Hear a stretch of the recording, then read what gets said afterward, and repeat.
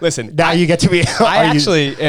I'm fine with the test, but when you just mentioned that, and I think you're correct, I've heard mentions of that, like maybe a standard change every year. Yeah. That's the one thing that's like a hard red line for me of like, no, don't do it CrossFit because like we've always talked about, that makes people leave the sport and it makes people not interested. Everyone wants rules and standards. I know. What about a medium though? Yeah, where it's like you meet in the middle and you give the standards well ahead of the time you're going to do it.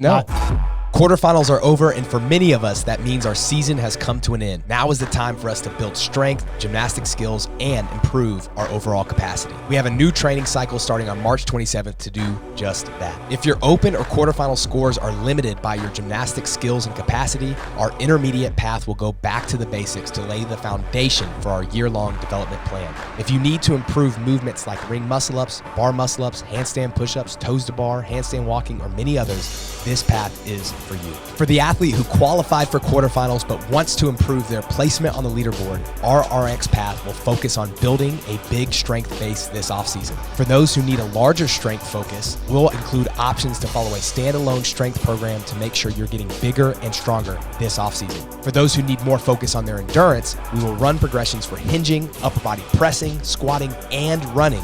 And we'll also have extra credit skill progressions for those who struggle with ring muscle-ups, toes to bar, and rope climbs during the season. For our Masters athletes, we are currently peaking for quarterfinals. Masters athletes who qualify for semifinals, we will write a specific semifinal peaking path just for you.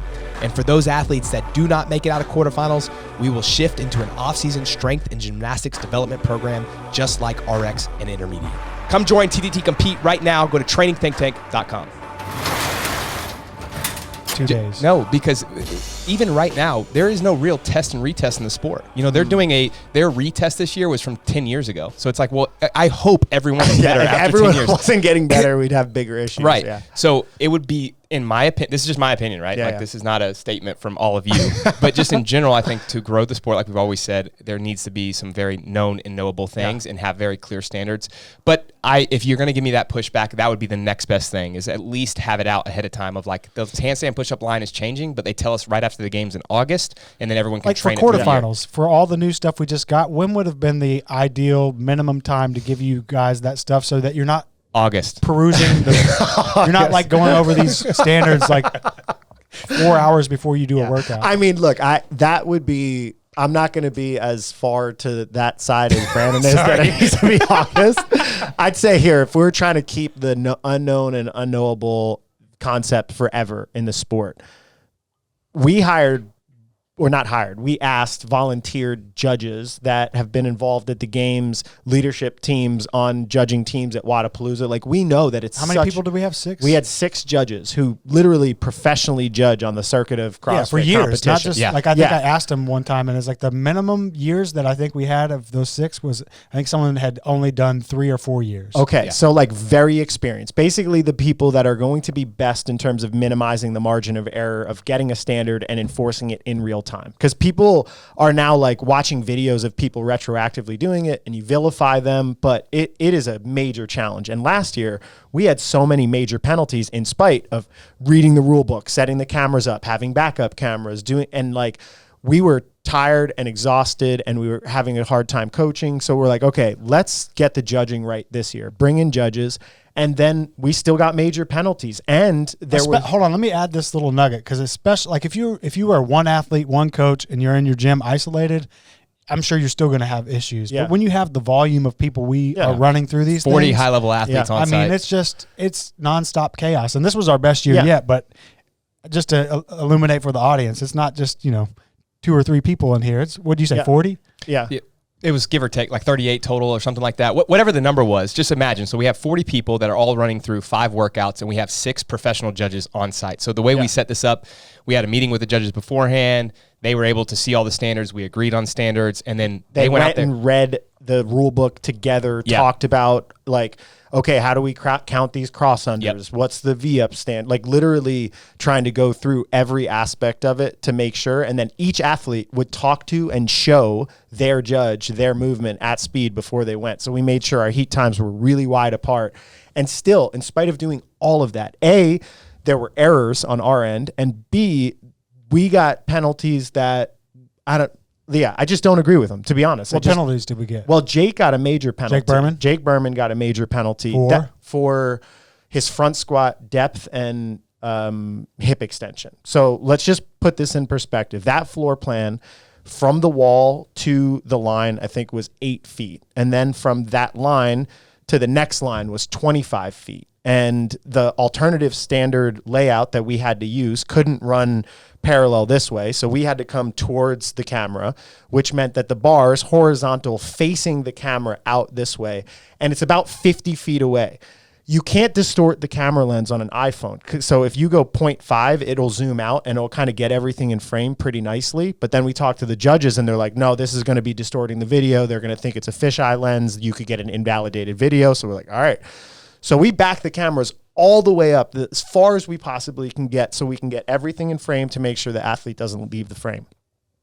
Then he's face on squatting this way with a games judge who's a lead judge on teams, side profile, looking at his hips, making a judgment call as hips and knees and extension, which is a standard that we've been using in the sport for literally forever since the sport is.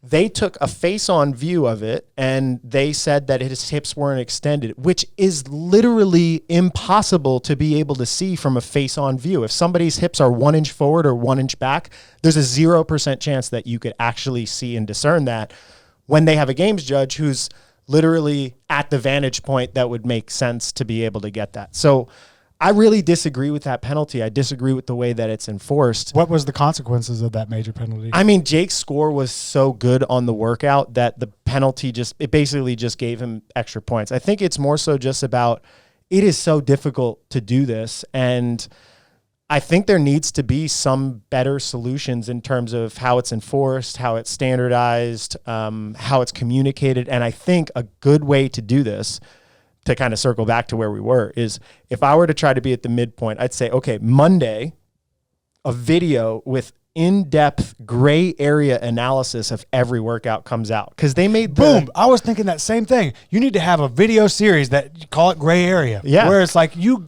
hit these weird question points hard. Yeah. Do they do that? Is there anything like that? No. So the cross under showed a video with no explanation of Boz doing a single, not counting, and then a cross counting as one.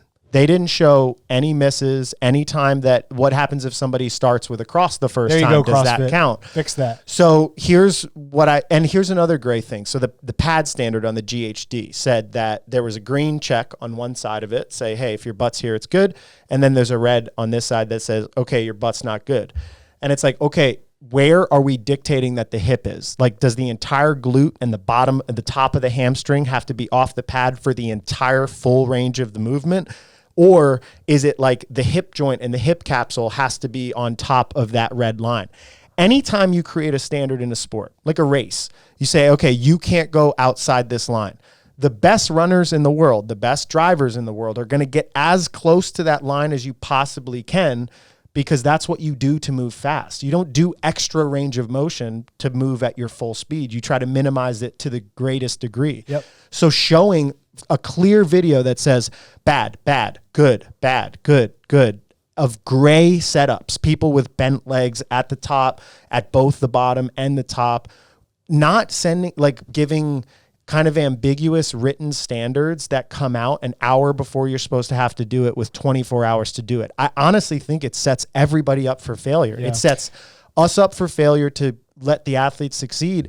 And it sets them up for failure for like the known reality that every person that participates in the sport's going to ride the line as tightly as you possibly can to excel, not to cheat, to excel. Yeah. That's what you do. And then have clear penalties for if you don't do something. Like Jake's penalty was a major penalty that was a 1 minute penalty. Everything else in the video is good. Said he shorted on some of his reps. He shorted his knee extension and hip extension. He got a 1 minute penalty on a 7 minute workout.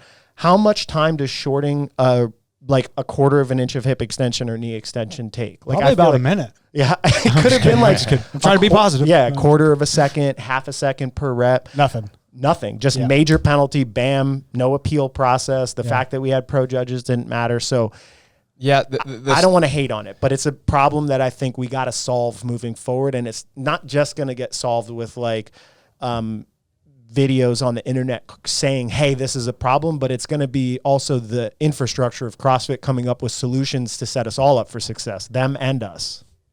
I agree with you. I think that even if they came up with that video concept, there'd still be a problem if there are gray areas. And so what needs to happen is it just needs to be black and white. And I know that that's easier said than done, but a perfect example of this would be the GHD sit-up, because you brought that up. Yeah.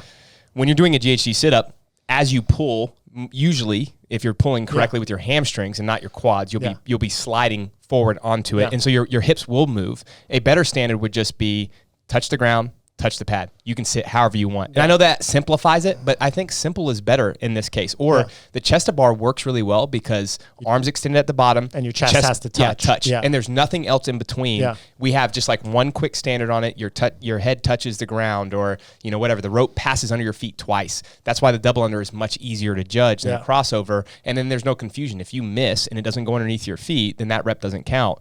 When we start adding these kind of gray area standards, to your point, and including the V-ups, which also were a nightmare to judge, and I'm sure many people got away with no reps with all kinds of different things. Yeah. It makes it just very hard as a human being, as a judge that's trying to count reps when someone is going as fast as they possibly can, to accurately judge. Yeah. And then we pull slow-mo video and pause Jake at the very top, and it's like, well, maybe he missed this, maybe he didn't, but it's like those standards, we have to simplify those to make it easier for judges and for athletes. Yeah. The other thing too is like humans are flawed, and every judging in every sport. I mean, there's video review in the NFL because judges get it wrong. There's video review in literally almost every sport where you have lines or boundaries or something, and at that intense, high-level, world-class speed, it's just hard to catch. And in CrossFit, the judges are also counting. So you're trying to keep track of the count, keep track of the movement standards. Some of these movement standards is like,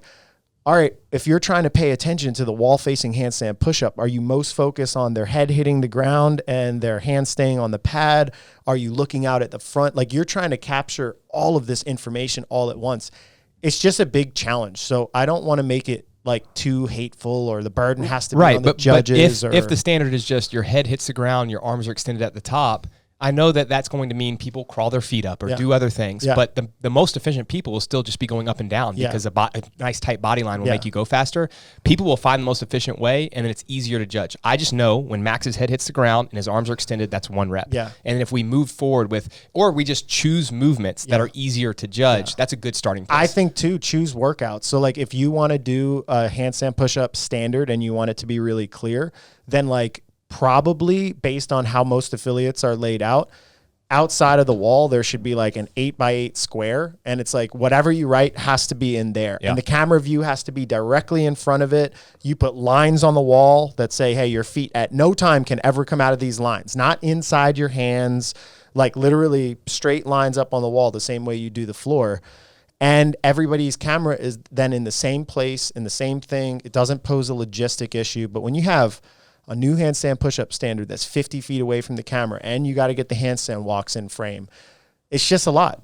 Yep. So I don't know where to go with that other than like that was something that I noticed in quarterfinals, maybe as a beneficial thing or as a heads up for anybody that's in age group. Just be prepared for that challenge. Remember, for sure, read the rules, have your judge look over the standards. Know that some of these, like I'd practice that V-up standard. I'd practice that handstand push-up standard. I'd practice cross-unders, anything that's come out. Use that to your advantage and just be prepared for the stress, because a lot of people, it stresses them out. I think even for Jake, he was so frustrated for a lot of the weekend because that happened to him. I think it's just something that we got to make peace with as athletes and coaches, is that the system's not yet where it needs to be, at its highest level. So just be prepared for those types of emotional roller coasters and control what you can control. Like once I got the information, I was like, all right, it is what it is. We literally tried to do everything that we could. On to the next. And I think that's the only mindset that you can really have in this if you want to maintain sanity. If you're like, oh God, they got this info. I really want it to be in age groups and teams, and I don't want them to make these same errors. It's like, it's probably going to happen. Yeah. All right. I want to finish with this. So we've seen the open test. We've seen the quarterfinal test. Now talking about individuals, semifinals are next. And we have a ton of on-site semifinal athletes and off-site semifinal athletes that will all be doing something similar as we kind of write a program for those that are prepping for it. What do you expect now that you've seen the body of tests for open and quarterfinals to be in semifinals, and how are we prepping those athletes as they move forward? Yeah, I don't know if I'll do like expectations of specific tests, maybe more themes. Yeah. So strength work being tested probably in a fatigued or a different state. I mean, he talked about it he really loved his workout last year with the running and the shoulder to overhead at the games. And that concept of being good at running and lifting weights being a really good dictator of fitness. So knowing that, I would say running will definitely come out, and the shuttle runs, I don't think, especially because people walked, I don't think they would probably be satisfied with that being a test of running to dictate whether or not people go to the games. Right. So I definitely say you got to increase your running volume to get ready. Your strength. So last year at the games, there was a lot of different types of strength tests. It wasn't just snatch, clean, and jerk. So I would say be prepared for strongman. They had kettlebells listed on the movement list for quarterfinals. To this point so far, it hasn't come out. So I'd be prepared for kettlebells, kettlebell snatches, Turkish get-up, literally just variation of movement with strongman type implements, farmer's handles. I don't know if they would bring yokes because that's a lot of logistics to get there, but I would just get some familiarity with it in your strength programs. Not like, hey, I got to do a lot of this work, but just don't get to the semifinals feeling like, man, I didn't do any of that because I was expecting a snatch or a clean and jerk. I think it's a good idea to make sure that weightlifting is part of your strength regimen, but I'd say also powerlifting and strongman would be good things to put in your strength work.